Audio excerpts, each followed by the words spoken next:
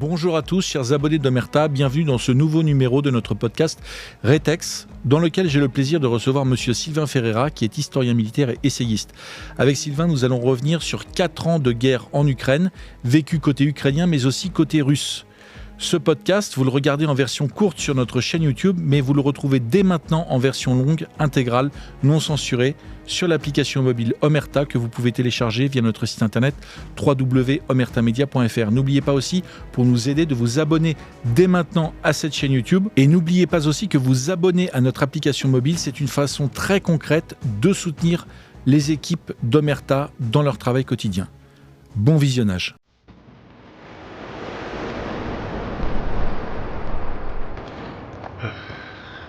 Vas-y, avance. Pour montrer où on est dans un... If you want to give your number for him, yeah? Okay. Qu'est-ce qu'on va faire? Alors, on va visiter un village.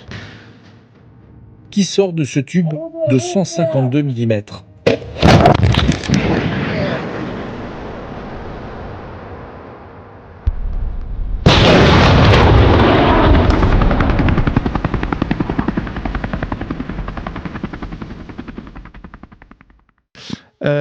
Et au bout de 4 ans, c'est vrai que certaines personnes, il faut le dire, sont un peu perdues parce que c'est dans l'actualité chaque semaine, mais en même temps, bon, on voit avec l'arrivée des négociations, etc., beaucoup ne savent plus trop que penser de cette guerre en Ukraine. On a tout dit sur cette guerre en Ukraine, notamment sur les plateaux mainstream. Il y a je dirais, vous êtes habitués certainement à entendre et à voir des analyses les plus farfelues. Il y a aussi quelques analyses sérieuses de temps en temps, quelques intervenants y compris sur les plateaux mainstream, essaient au moins de prendre un petit peu de distance ou de mettre un petit peu d'analyse dans tout ça. Alors cette guerre, ma première question, elle est simple. On va remonter au premier jour de la guerre, au 24 février 2022. Est-ce que vous pourriez nous dire comment est-ce que dans quelles circonstances vous apprenez le déclenchement de cette guerre et quelle est votre première réaction, quelles sont vos premières réflexions quand vous l'apprenez ? Alors, je suis sur un jour de congé parce qu'à l'époque, j'étais enseignant. C'est un jour où je travaillais pas. Et en fait, c'est Régis de Castelnau avec lequel j'en parlais depuis plusieurs jours. Est-ce qu'il y aurait une intervention russe ou pas? Quelle forme elle pourrait prendre? Qui me prévient par un coup de fil où il me dit, est-ce que tu as vu? Allume ta télé, regarde tout de suite ce qui se passe. Donc, je suis pas surpris par le fait qu'il y ait une intervention russe. Je suis surpris de son ampleur au départ, notamment par le fait que ça, moi je pensais à quelque chose qui allait se dérouler principalement dans le Donbass. Et en fait, là, on voit des forces russes qui débouchent à la fois du territoire russe, à la fois du territoire biélorusse par le nord de la frontière avec l'Ukraine, et puis aussi depuis la Crimée. Donc là, je me dis, on est face à quelque chose qui dépasse le simple problème du Donbass, de la préservation des populations russophones, etc., de tout ce qu'on connaît depuis 2014 et de ce qui retient l'attention des observateurs comme moi depuis 2014. Là, on change un peu de paradigme. Et puis ensuite, c'est de voir quels vont être les moyens au cours des 48-72 premières heures que la Russie va engager pour obtenir un résultat politique, hein, parce que je rappelle, ça c'est un des phénomènes les plus importants qui a été oublié tout au long de ces 4 années, c'est que l'armée russe, comme toutes les armées, c'est l'instrument du politique pour obtenir une décision politique. Sauf que, puisque la diplomatie ne sert plus à rien ou quasiment plus, on passe par le biais des forces armées pour obtenir cette décision. Alors moi, il y a tout de suite aussi quelque chose pour moi qui est, ça peut paraître encore aujourd'hui très péremptoire, mais c'est que le rapport de force est tel, quels que soient les moyens ensuite dont on va avoir le détail du nombre de chars, du nombre d'hommes engagés par la Russie, c'est que quelles que soient les difficultés que rencontrera la Russie dans cette opération, elle obtiendra ce qu'elle veut à la fin. Hein, c'est-à-dire que, comme je l'ai intitulé pour des livres concernant la Première Guerre mondiale, il y avait un côté inéluctable à la victoire russe. Simplement, maintenant, on comprend depuis 4 ans qu'il y a eu un gros problème au bout des 15 premiers jours sur le plan uniquement politique et pas simplement un problème militaire, parce que sur le plan militaire, les problèmes tactiques, comme d'habitude, ont occupé l'actualité, mais de manière fausse. Et que c'est simplement, encore une fois, sur le plan politique que la guerre a fini par durer et s'installer dans ce qu'on voit aujourd'hui, alors qu'on aurait pu très bien régler la question politiquement dès le 7-8 mars 2022, parce que les forces russes avaient fait le travail qu'on leur avait confié avec des difficultés tactiques, mais grosso modo, elles avaient obtenu ce que le Kremlin souhaitait obtenir et les raisons pour lesquelles il les avait engagées de cette manière-là.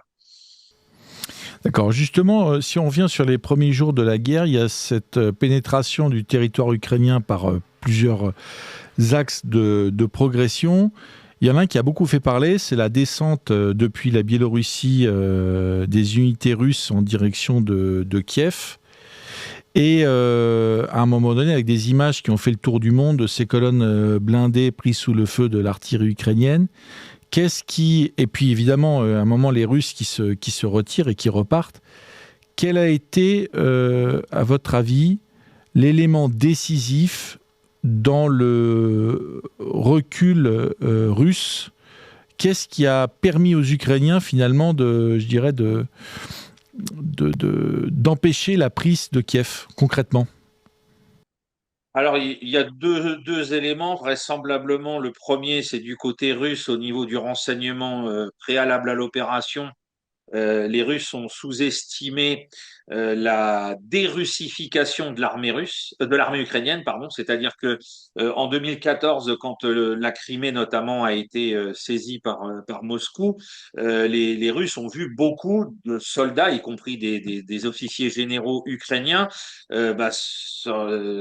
changer de camp, hein, quitter l'armée ukrainienne et faire le jeu de la Russie. Et ils pensaient que dans plein d'autres unités de l'armée ukrainienne, il restait des gens favorables à la Russie, à la cause russe, qui étaient aussi donc opposés à tout ce qui s'était passé depuis le Maïdan. Or, euh, pendant toute la période qui va de 2015 jusqu'à 2021, il y a eu une épuration des cadres russophones ou pro-russes au sein de l'armée ukrainienne. Et ça, les services de renseignement du FSB et du GRU, semble-t-il, n'en ont pas pris la juste mesure. Hein, ils devaient se douter qu'il y avait eu quand même des arrestations, ce genre de choses, parce que des personnages très médiatiques avaient pu disparaître des organigrammes, mais ils pensaient quand même que par rayonnement, même au sein des officiers subalternes, ce genre de choses, il trouverait des gens qui changeraient aussi de camp.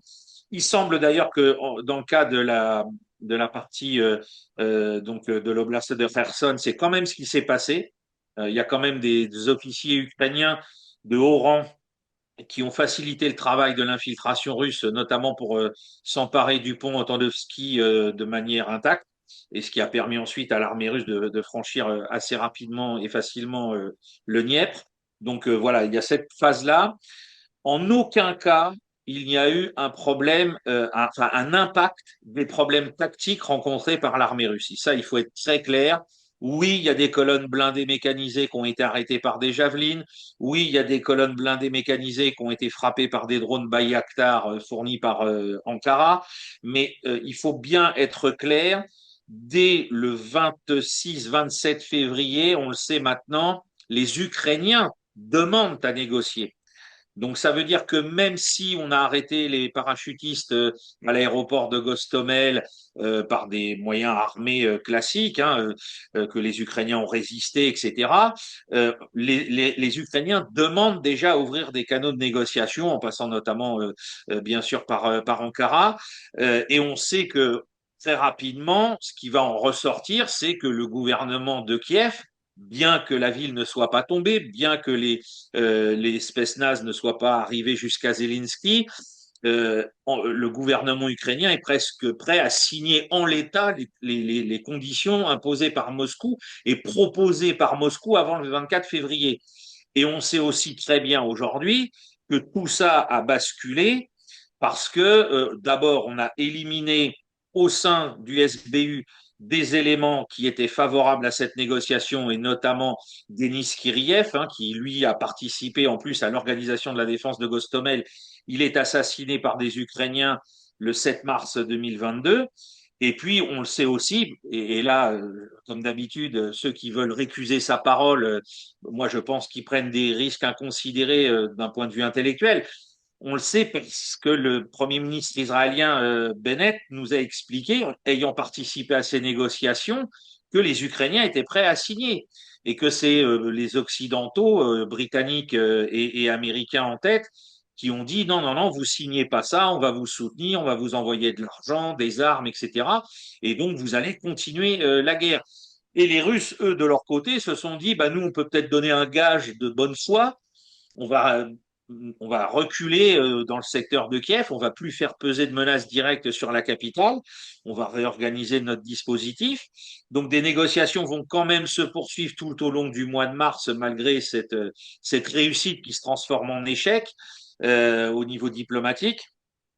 Sous l'impulsion de puissances étrangères, hein, parce que là, on assiste à quelque chose, moi en tant qu'historien, j'ai jamais vu ça, c'est-à-dire un pays qui assassine ses propres négociateurs parce qu'ils sont prêts à signer une paix à des conditions pour lesquelles le pays les a mandatés sous la pression d'États étrangers. Enfin, c'est quelque chose historiquement, même dans les moments les plus fous de la Renaissance italienne, j'ai jamais vu des cas pareils. Donc, tout au long du mois de mars, malgré tout, des négociations vont se poursuivre. Et puis, pour faire capoter définitivement tout ça, Boris Johnson passe les coups de fil qu'il faut. Il y a l'affaire de Boutcha qui surgit dans le paysage médiatique. Et puis, on essaye du coup de discréditer définitivement toute initiative diplomatique avec Moscou. Et donc là, les Russes vont être obligés de changer de braquet par rapport à cette opération militaire spéciale. Alors, si on prend un peu de manière chronologique, il y a effectivement dans la région de Kiev un retrait vers la Biélorussie, mais dans un certain nombre de secteurs, il y a quand même une avancée russe qui se heurte à une résistance ukrainienne, bon, en particulier dans le Donbass, ensuite dans la région après Kherson, dans la région de Mykolaiv, par exemple, mais on est quand même au moins sur peut-être 6 mois ou plus, vous allez nous le dire, sur quand même une avancée russe progressive, continue, sur pas mal de secteurs, sur pas mal d'endroits de la carte de l'Ukraine. Ah oui, oui, bah alors la bataille de Kiev, bien évidemment, n'est pas la seule bataille. Les Russes ont été capables de faire une projection de force, notamment dans la partie de l'oblast de Tcherniv et de Soumy, qui est absolument phénoménale, hein. Il y a une armée blindée qui a été capable de franchir des centaines de kilomètres en à peine 48 heures. Enfin, on a quand même vu qu'il restait des savoir-faire opératifs à l'armée russe, pas forcément tactiques, mais en tout cas sur le plan opératif. Pareil donc dans l'oblast de Kherson. Il y a eu aussi, et ça beaucoup de gens l'ont oublié, moi j'en ai fait un livre, il y a eu cette bataille à Mariupol, une ville à la fois très symbolique, hein, puisque je rappelle, c'est une ville dans laquelle le régiment Azov avait installé ses bases après avoir repris la ville aux insurgés en mai-juin 2014, parce que Mariupol était une ville, et c'est ça aussi qui met à mal le narratif selon lequel les Russes auraient tué toute la population de la ville. C'est une population qui, globalement, avait manifesté plutôt son intérêt de devenir russe, ou en tout cas d'être séparatiste, plutôt que de rester dans le giron de Kiev à la sauce Maïdan. Donc il y a eu tout ça, il y a eu toutes les batailles aussi dans les oblasts donc de Donetsk et de Lugansk avec des progressions à la fin de la période printanière. On a eu la double chute de Lysychansk et Severodonetsk, on a eu aussi la conquête de Liman, etc. Oui, l'armée russe n'a pas fait que ce repli on va dire de bonne foi diplomatique au niveau de Kiev. Elle a été capable de faire des progrès intéressants. Maintenant, les Russes, à la fin du printemps, comprennent qu'il va falloir, du coup, faute de règlement diplomatique, passer dans une guerre d'attrition, parce que les moyens qu'ils ont engagés, eux, c'était pour une opération rapide, qui en aucun cas ne devait conquérir l'Ukraine, hein. L'opération initiale, elle a le parfum de plein d'opérations soviétiques. La dernière en date, c'est l'opération Storm 333 qui avait permis de décapiter le pouvoir afghan à Kaboul en 1979. Là, l'objectif n'était pas l'assassinat de Zelensky, mais c'était la neutralisation du pouvoir à Kiev. Et c'est aussi le savoir-faire de l'opération de Prague en 68, etc. On déboule sur les axes majeurs d'un État, on le neutralise et puis on règle rapidement la situation. Donc là, les Russes se rendent compte que ça ne peut pas marcher, puisqu'on leur a sabordé tout le travail diplomatique. Et donc, ils vont décider, lentement mais sûrement, en prenant assez de temps, de mettre en place une première mobilisation de réservistes, de remettre en route une partie de leur industrie d'armement, de ressortir de leur stock immense hérité de la période soviétique, aussi bien des chars, de l'artillerie, et puis surtout, parce qu'on en a beaucoup parlé, jusqu'en 2023, début 2024, des millions de tonnes d'obus qui étaient dormants dans les stocks de l'ex-armée rouge. Et donc, ils vont réorganiser tout leur dispositif pour contraindre leur adversaire à quelque chose auquel lui n'est pas prêt. C'est cette guerre terrible d'attrition qui va porter les fruits qu'on voit aujourd'hui, c'est-à-dire la destruction de l'armée ukrainienne.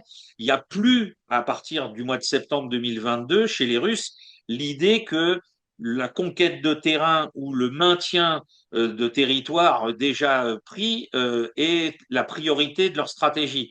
Pas du tout. Le but, c'est terrible, hein. Je sais que j'emploie des mots qui des fois peuvent surprendre, mais c'est ceux de la guerre. Le but, c'est de casser l'armée adverse, de la détruire et de l'anéantir. Et c'est une stratégie.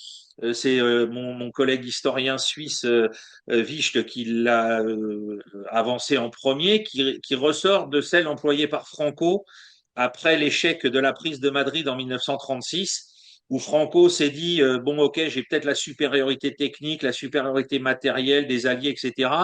Mais si je veux gagner l'après-guerre, il faut que je détruise l'armée républicaine espagnole pour que je n'ai plus de républicains dans l'Espagne d'après. Et bien là, quelque part, on peut dire que la Russie a dit je ne veux plus des éléments qui pourraient demain encore nous poser des problèmes dans le monde d'après, et donc je casserai l'armée ukrainienne jusqu'au bout, et ensuite, par effet d'aubaine, je me saisirai de telle ou telle ville, de tel ou tel territoire, mais ce n'est plus notre objectif principal. Alors, je l'ai dit, durant les mois de 2022, il y a une progression russe qui se heurte à plusieurs lignes de défense ukrainiennes, notamment dans le Donbass. Est-ce que vous pourriez peut-être, avant qu'on voit la suite, la contre-offensive, la période du printemps et de l'été 2023, est-ce que vous pourriez quand même nous dire un mot sur le dispositif défensif ukrainien, parce que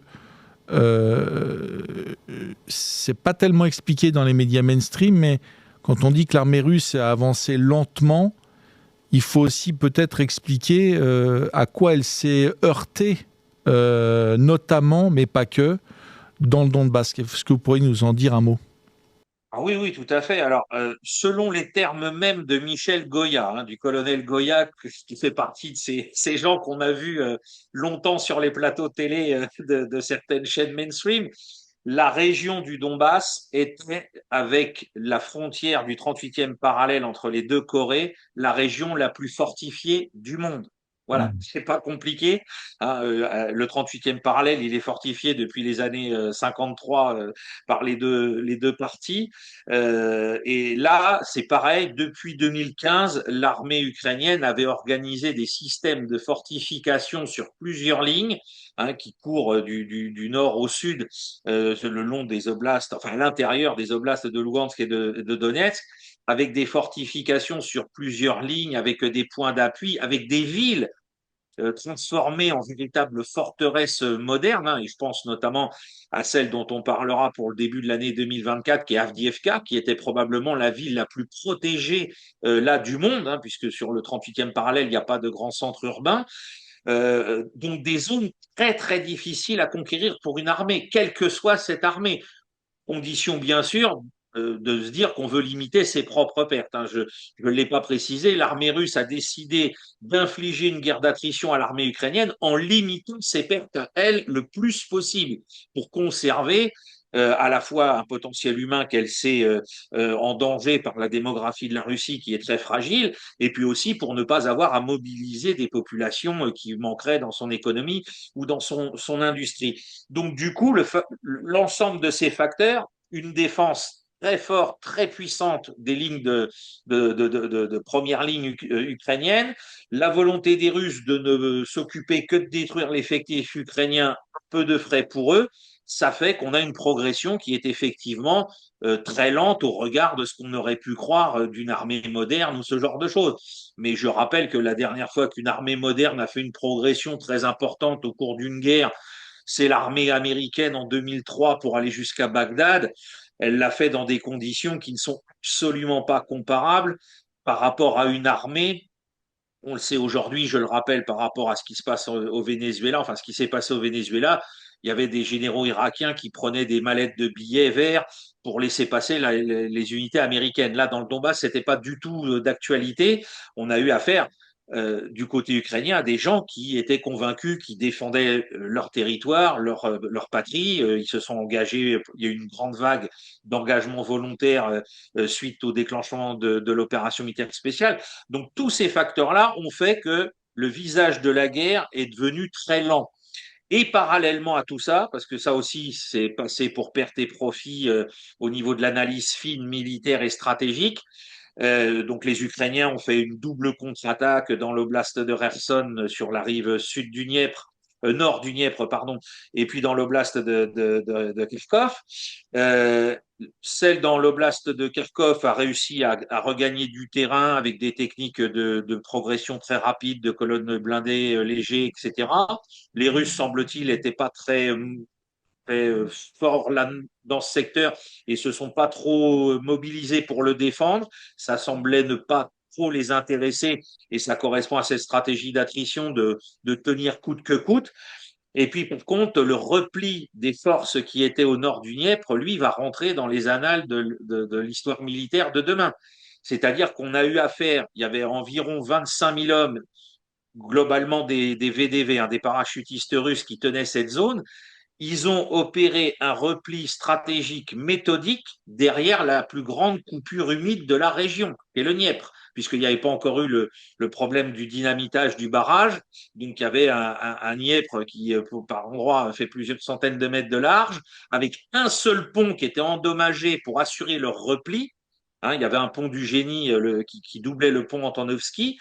Ils ont replié tous ces hommes en ordre, en combattant, en détruisant. Ils ont fait ce que les Allemands ont fait en 1917 dans le nord de la France, c'est-à-dire une opération Alberich-Blitz. Ils ont tout détruit, les ouvrages d'art, enfin tout ce qui aurait permis à l'armée ukrainienne de les poursuivre rapidement. Et ils se sont repliés en bon ordre derrière le Dniepr et ensuite ils ont fait sauter le pont Antonovski. Cette opération-là rentrera demain dans toutes les académies militaires sérieuses comme un cas d'école. On ne connaît pas une armée moderne qui a été contrainte de mener une telle opération et qui l'a réussi avec un succès aussi brillant que ce qu'ont fait les parachutistes russes à cette occasion. Et ça, il faut le garder en mémoire pour l'histoire de cette guerre qu'on écrira demain. Oui, alors ça, si je me souviens bien, on est au début de l'hiver, à la fin de l'automne 2022. Voilà. Et alors ensuite, donc on passe, il y a toujours cette pression russe, évidemment, dans le Donbass, mais on remarque qu'il y a deux choses qui se préparent.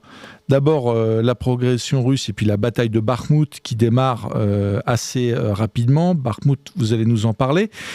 Et puis en parallèle aussi, parce qu'il n'y a pas que les Russes qui sont à l'offensive, il y a les Ukrainiens qui préparent leur fameuse contre-offensive de l'été 2023. Et d'ailleurs, je vais vous laisser développer tout ça.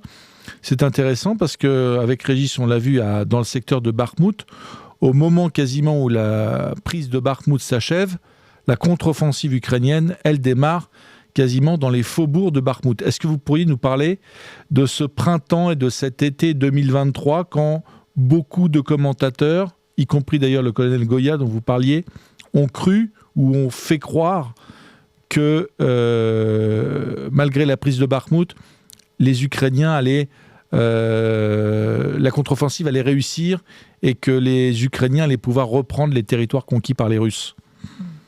Alors, ce qu'il faut d'abord saluer, c'est que les Russes ont resservi à leurs cousins ukrainiens, parce que n'oublions pas, hein, on est en train de parler de la pire guerre civile européenne, même pire que celle que la Yougoslavie a connue il y a 25 ans.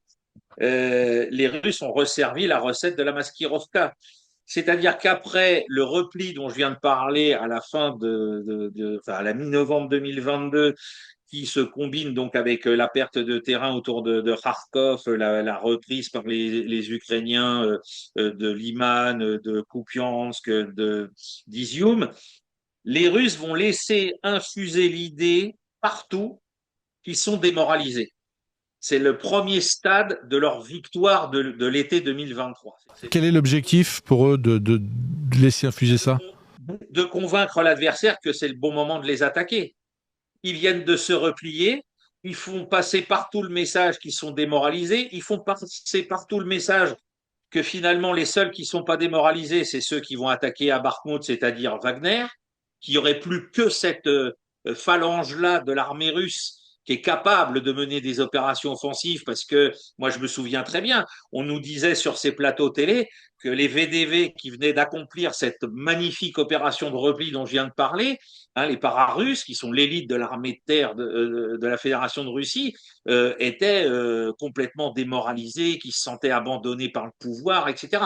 Donc là, il y a une opération de Maskirovka de l'état-major de la Stavka russe à l'égard du monde occidental qui est magnifique. C'est-à-dire, oui, oui, on a reculé, on a perdu ci, on n'est plus en confiance, etc.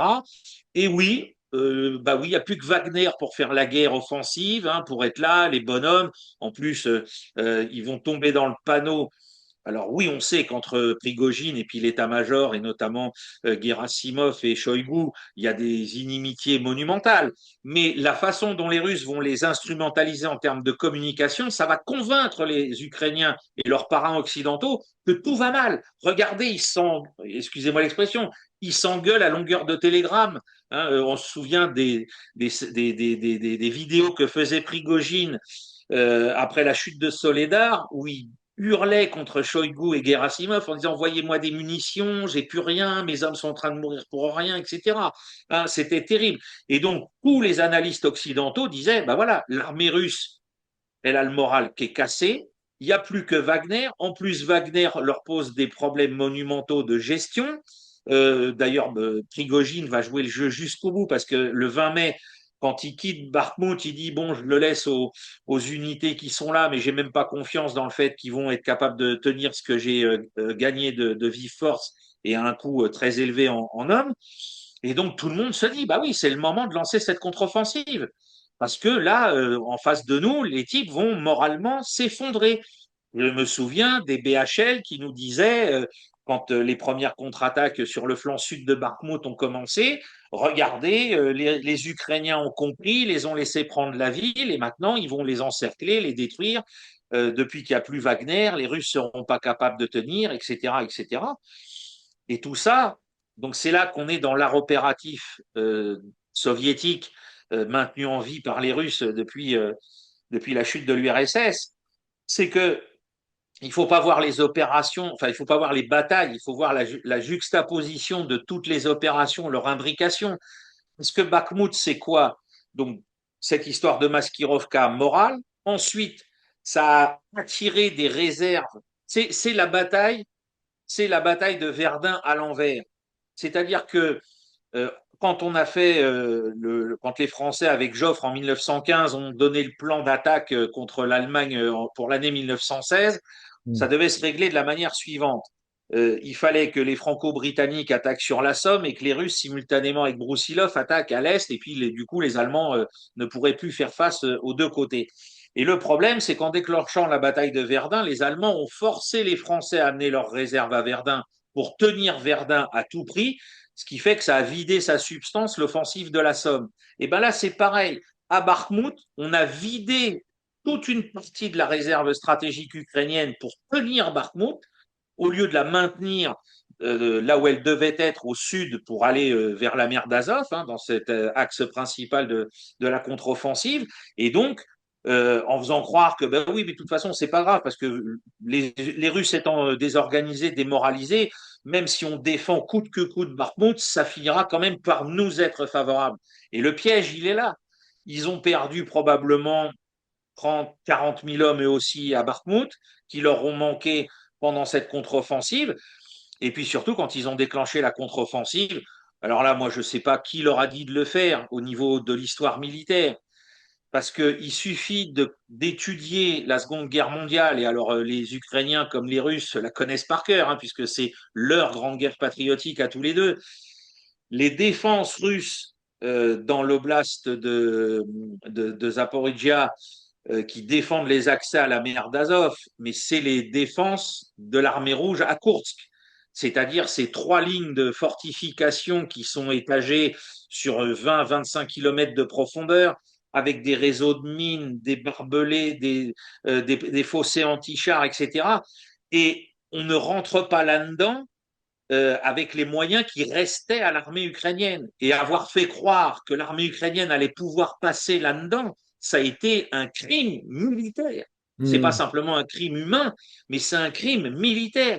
Parce que je rappelle, le 4-5 juillet 43, quand la Wehrmacht se lance à l'assaut de défense équivalente à Koursk, elle a l'appui de la Luftwaffe, elle a l'appui probablement à l'époque des meilleurs blindés possibles. Hein. Il y a les premiers Panthères, les premiers tigres, enfin les tigres qui sont là, et elle va se casser les dents. Qui a pu faire croire à l'armée ukrainienne, avec les moyens qu'elle avait sans appui aérien, qu'elle allait faire mieux que la Wehrmacht contre des systèmes défensifs équivalents? C'était criminel, criminel. Alors là, vous venez de parler de la ligne Sourovikine. Ça veut dire aussi que vous venez d'expliquer la densité de cette ligne et à quel point elle était organisée dans la profondeur. Ça veut dire que les Russes qui essayaient de mener une offensive, notamment dans le Donbass, qui était difficile, qui dans le secteur d'Izium, de Kupiansk plus au nord, avait reculé, avaient quand même anticipé, voire même, est-ce qu'il n'y a pas eu aussi une espèce de provocation à créer ce réseau défensif et ensuite, quelque part, à un peu provoquer les Ukrainiens pour qu'ils viennent, je dirais, se casser dessus? Ah bah, c'est clair que vu que comment dire, toute la communication ukrainienne complètement stupide, c'était de dire on va reconquérir les territoires perdus. Bah oui, les Russes leur ont dit mais venez, on vous attend, enfin venez dans ce coin-là parce que c'était le seul coin identifié tout le monde. C'est-à-dire que vous avez là une grande zone terrestre avec peu de rivières, peu de coupures humides générales. Vous avez l'appât des gains stratégiques potentiels avec toutes les villes qui bordent la mer d'Azov. Hein, récupérer Berdiansk, récupérer Mariupol, ça a été des gorges chaudes de communication. Donc effectivement, tout était là pour dire venez, c'est ici que ça doit se passer parce que c'est ici que vous pouvez nous attaquer. Bon, bah oui, on a mis ces lignes de défense en place, on est démoralisé, on va voir ce qui va se passer. Et ce qu'on a vu, mais c'est que dès le premier jour, j'expliquais, là, je disais que les Allemands à Koursk, ils avaient utilisé des chars, etc., la Luftwaffe, mais il y a aussi un élément énorme qui avait permis à la Wehrmacht de progresser quand même de quelques dizaines de kilomètres à l'époque, d'atteindre la 3e ligne de défense soviétique, c'est qu'ils avaient du génie d'assaut. Des unités de sapeurs avec du matériel pour combler les fossés anti-chars soviétiques, pour détruire les champs de mines, etc. Et là, quand on voit les matériels que les Occidentaux avaient mis à disposition de l'armée ukrainienne pour réaliser donc ces combats très difficiles sous le feu adverse avec les drones, l'artillerie et tout, ils n'avaient que 3 ou 4 engins de génie d'assaut pour percer les défenses russes. Et ils en avaient perdu 2 au bout de 24 heures. Enfin, c'était de la folie totale. Les gens à l'OTAN ont cautionné le déclenchement de cette contre-offensive. Militairement parlant, ce sont des criminels. Voilà. C'est un crime contre l'intelligence. Ouais.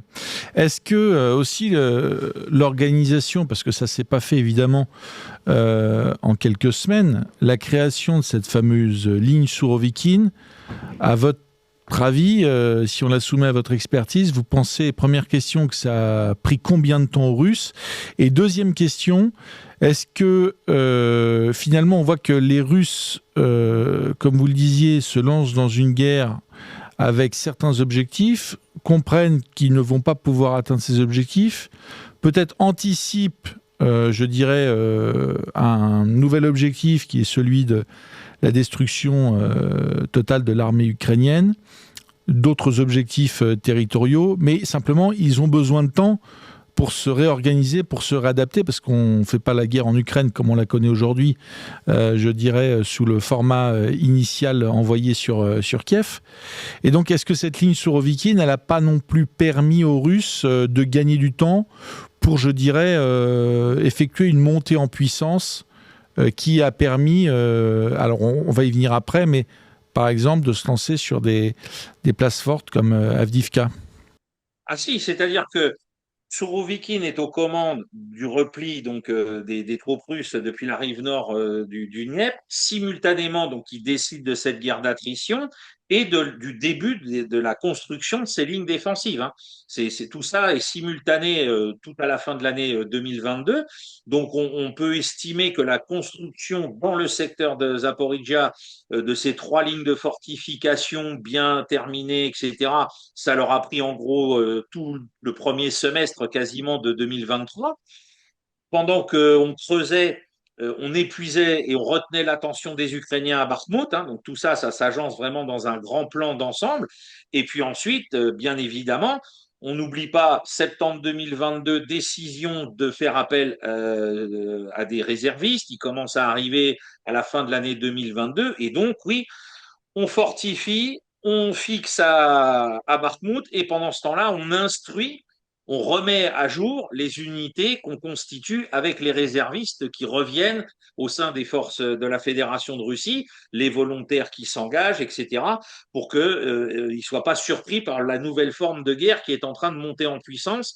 Alors, on n'est pas encore à du 100% de domination des drones au-dessus du champ de bataille en 2023. Il joue déjà un rôle plus important qu'en 2022, mais ce n'est pas l'omniprésence constatée depuis la fin de l'année 2023, début 2024.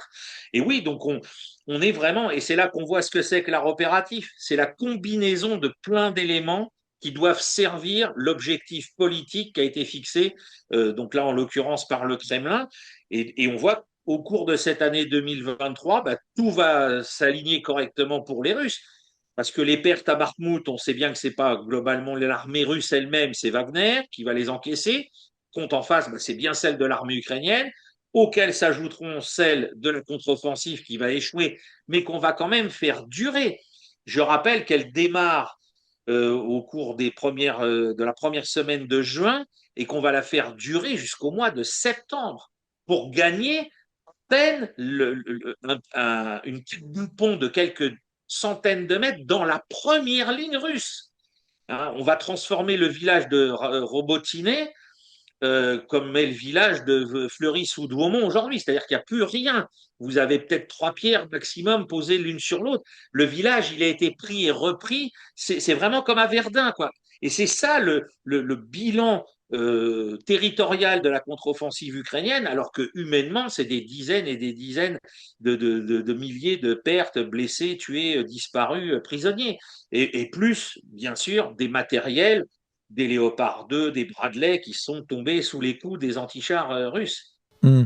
J'aimerais qu'on s'arrête un instant sur Bakhmut parce que c'est vrai que ça fait beaucoup, il y a eu différentes interprétations, différentes analyses sur l'intérêt tactique que ce soit pour les Ukrainiens ou pour les Russes. Est-ce que vous pourriez nous expliquer peut-être en quoi la bataille de Bakhmut a été importante, voire capitale pour l'une comme pour l'autre armée? Alors, c'est le syndrome de Verdun, hein, que nous, que Français, on connaît très bien. C'est-à-dire que vous avez une ville dont l'intérêt initial est d'abord symbolique et politique. Je rappelle Verdun dans l'inconscient collectif franco-allemand. En 1916, c'est la ville du traité qui sépare l'empire de Charlemagne en deux et qui crée l'espace germanique et l'espace franc de l'autre côté. Donc les Allemands vont nous attaquer là. On aurait pu se replier derrière la Meuse, laisser la ville tomber. Militairement, ça changeait rien à la situation de l'armée française sur le front occidental ou aux armées alliées. On a juste dit, c'est un symbole qu'il ne faut pas faire, faut pas en faire le cadeau à l'Allemagne. Et Bakhmut, c'est pareil. Les Russes savaient que les Ukrainiens ne lâcheraient pas la ville parce que ça aurait été le symbole d'une reculade à l'issue de la séquence qui leur avait permis de regagner du terrain. Et donc les Ukrainiens se sont retrouvés piégés. parce qu'ils se sont dit, bah, la ville en tant que telle n'a aucun intérêt. On peut la lâcher.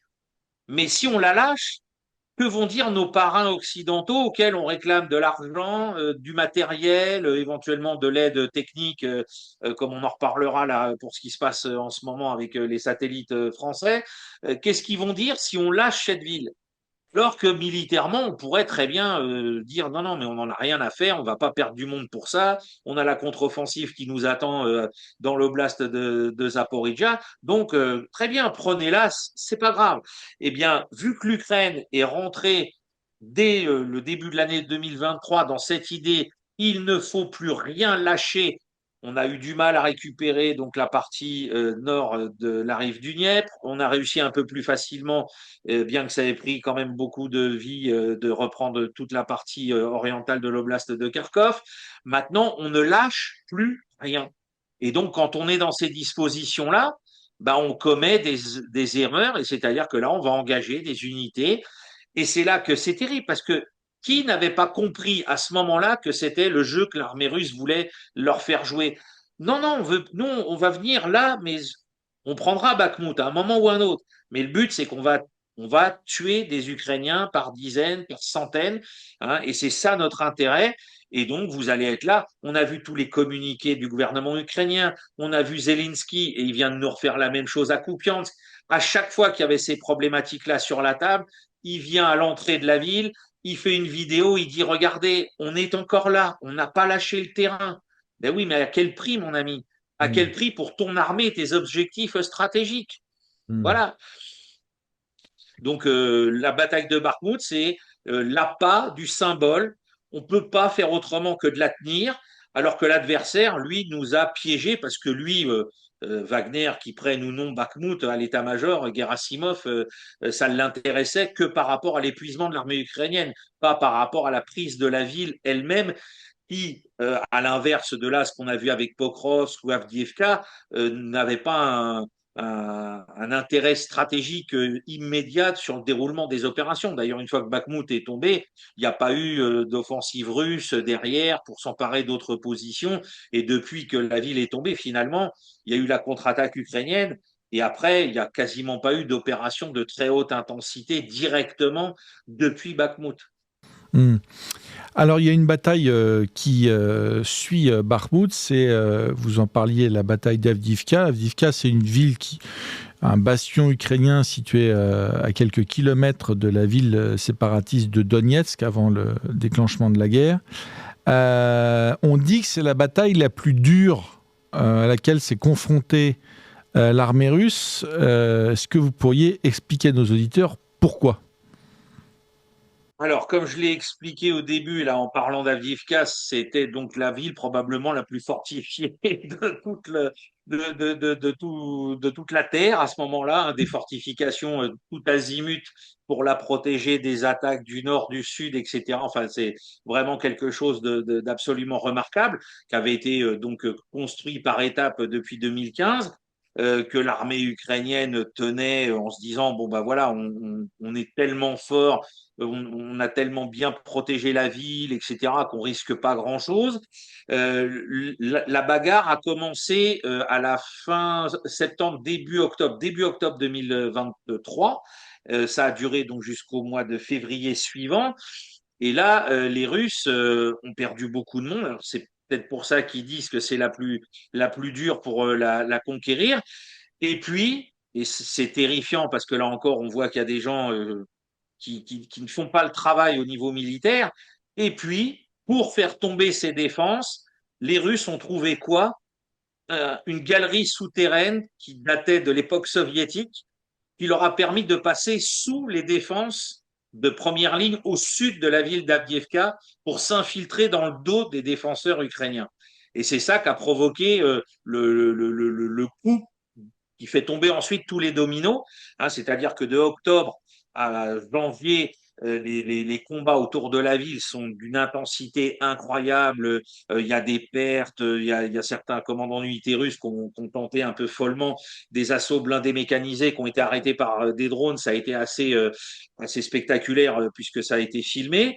Mais là, d'un seul coup, les Russes tombe sur une galerie souterraine qui partait d'un hôtel qui servait d'hôtel pour les chasseurs autrefois dans la forêt au sud d'Avdiivka. Et ce tunnel, ce souterrain fait presque 1,5 kilomètre de mémoire de long. Et ils vont se rendre compte qu'il est, alors il n'est pas complètement vide, hein, parce qu'il y a des eaux usées et compagnie, mais ils vont progresser là-dedans et ils vont surgir dans le dos des défenseurs. Et là, du coup, bah, quand un défenseur est tourné, c'est la vieille guerre de siège, comme au Moyen Âge, quand on prenait un château fort. Là, ça va faire complètement s'effondrer les défenses. Est-ce que les Russes vont profiter de ça? Une fois qu'ils ont fait tomber ce secteur-là, ils vont avancer avec leurs unités, ils vont lancer des attaques au nord également depuis les terrils industriels, hein, parce que toutes les villes ukrainiennes du Donbass, il faut le rappeler à nos téléspectateurs, c'est pas seulement des villes, c'est des villes avec des industries monumentales autour, hein. Et autour d'Avdiivka, vous aviez tout un secteur minier avec des terrils, etc., que là encore, les Ukrainiens avaient transformé en véritable Montsuribashi, comme les Japonais à Iwo Jima, hein. Donc, c'était très, très difficile à conquérir. Mais finalement, par cette astuce, et les gens comprennent peut-être pourquoi je dis c'est complètement stupide que cette histoire n'ait pas servi de leçon, parce que les Russes recommenceront à se servir de tunnels deux fois encore au cours des années suivantes pour conquérir des villes ou reconquérir des villes. Et ça n'a pas mis la lumière dans la tête des dirigeants militaires ukrainiens de faire très attention à ce qu'il y a sous leurs pieds par rapport à ce genre de situation défensive en zone urbaine. Mais bon, voilà, pourtant c'est les leçons de Stalingrad, etc. Mais il y a des gens qui n'ont pas conservé ces leçons-là. Et donc à Avdiivka, il a fallu cette espèce de ruse de guerre médiévale, le truchement des circonstances pour que la ville finisse par tomber après donc quasiment octobre, novembre, décembre, 5 mois, 4 mois et demi, 5 mois de combat extrêmement difficiles. Alors l'année 2024, après la prise d'Avdiivka, c'est évidemment l'offensive ukrainienne dans la région de Koursk, la région russe de Koursk, au mois d'août 2024. Et là, bien en quelques jours, en quelques semaines, les Ukrainiens réussissent à se créer une poche à l'intérieur du territoire de la Fédération de Russie. Donc là, on n'est même plus sur les territoires ayant été pris par les séparatistes en 2014-2015. Ils s'approchent même de la centrale atomique de Kourtchatov et ils vont y rester pendant 5-6 mois. Qu'est-ce que vous avez pensé de cette offensive ukrainienne? L'Ukraine, il faut le rappeler, qui avait déjà fort à faire sur le front du Donbass ou sur le front de Zaporijjia. Quel était, à votre avis, l'objectif de l'armée ukrainienne? Est-ce que, finalement, l'objectif peut-être de Zelensky n'était pas plus politique que militaire? Et peut-être, est-ce que les Ukrainiens ont cru qu'ils pourraient s'accrocher durablement, c'est-à-dire à un horizon allant au-delà de 6 mois, à ce territoire russe? Alors là, effectivement, faut pas oublier qu'en 2024, au moment où cette opération se déclenche, on est en pleine campagne électorale aux États-Unis et que Donald Trump, qui vient d'échapper à une tentative d'assassinat, regagne encore plus de points dans les sondages. On va bientôt avoir l'abandon de Sleepy Joe à la course à la présidence. Donc pour les Ukrainiens, il est évident qu'il va falloir accrocher un objectif politique qu'on va devoir mettre dans la balance de futures négociations. Et quoi de mieux que du territoire de la Fédération de Russie à dire, bah voilà, on va échanger à un moment donné, on occupe votre territoire, donc on veut bien vous le rendre, mais vous dégagez de telle ou telle partie des oblasts que vous occupez déjà.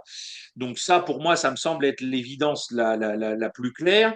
Je pense aussi qu'il y a eu une tentative pour faire du chantage avec en miroir la centrale de Zaporijjia qui est aux mains des Russes depuis mars 2022 en essayant d'atteindre la centrale qui est à côté de la ville de Koursk. Je pense que c'était l'objectif de cette opération des groupes de reconnaissance en profondeur ukrainiens, c'était de l'occuper puis de dire bah maintenant nous on peut s'en aller de là mais vous vous en allez de l'autre. Hein, ça devait à mon avis avoir cette idée-là. On sait que le succès a été obtenu pour deux raisons. La première, c'est du côté russe, la corruption qui avait abouti au fait que les défenses le long de la frontière n'avaient pas été construites correctement parce que des gens avaient empoché de l'argent plutôt que de faire les travaux que le ministère leur avait commandés. Et d'ailleurs, j'insiste, ces gens-là ont été condamnés. Ils ont déjà été passés en jugement. Hein. Quand on nous dit la Russie est un pays où il y a de la corruption et tout le monde laisse faire, c'est faux. Hein, cet exemple-là nous prouve à quel point, non, non, pas du tout. Hein, ils n'ont pas besoin des gars du FBI comme on le voit en Ukraine depuis 6 mois.